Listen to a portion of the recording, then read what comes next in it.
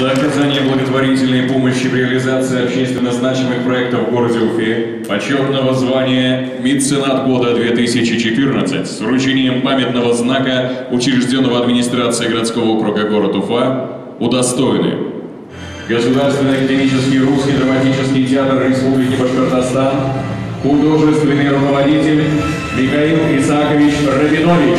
Коллектив театра стремится сделать искусство доступным для всех, но постоянно на основе оказывает благотворительную помощь малообеспеченным жителям Уфы. Ветеранским организациям, различным общественным учреждениям предоставляя билеты на спектакли.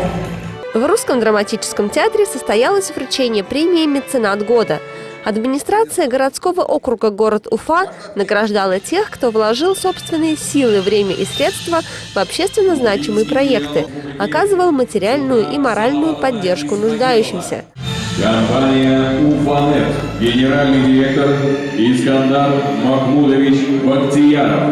«Уфанет» – один из наиболее ярких представителей социально-ответственного бизнеса.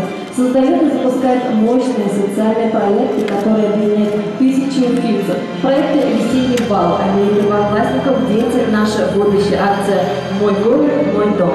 Награду получил Сергей Александрович Пенков, коммерческий директор компании. Общественный фонд развития города Уфы, председатель правления фонда Ольга Юрьевна Панчикина. В 2013 году фонд поддержал 76 социальных проектов. Участниками проектов стали 25 тысяч человек. Мы вообще 12 лет существуем.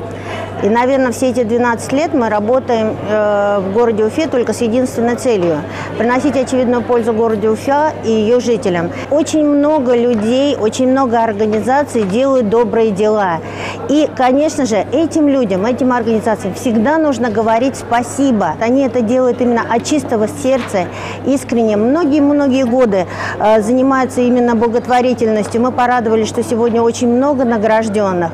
Ну, а мы со всеми вообще взаимодействуем, со всеми и бизнес-структурами, и индивидуальными предпринимателями. Мы, наверное, тот связующий, может быть, какой-то мостик взаимодействия, что через нас очень много проектов поддерживается. Премия «Меценат года» присуждается уже во второй раз. И в этом году число награжденных в 1,5 раза больше, чем в прошлом.